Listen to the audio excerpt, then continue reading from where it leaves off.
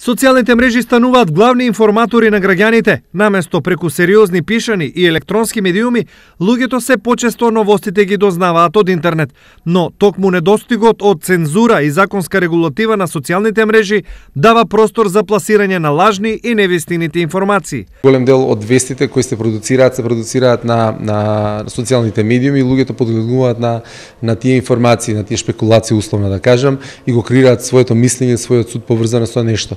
Што денес голем број на луѓе имаат паметни телефони и се информираат преку социјалните мрежи. Значи се намалува бројот на луѓе кои ги следат интернет порталите, телевизија и весниците и се информираат преку социјалните мрежи, каде што се продуцираат или каде што се постојат голем број на лажни вести.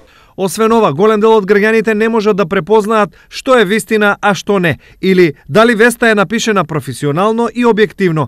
Како ова да се промени? Со поголем професионализам, со нецитирање на интернет портали кои не подлежат под законот за медиуми и секогаш кога се има некои правила во медиумите каде што кога некоја информација ја споделуваш со јавноста, секогаш треба да имаш или потврден извор или треба да имаш од повеќе страни да биде потврдена таа информација што добивате. За ова полесно и побргу да стигне до граѓаните, денес во Штип се одржува обука за медиумска писменост која имаше за цел да ги запознае присутните со основните прави и принципи на новинарството, со што полесно ќе препознаат лажна, односно вистината информација.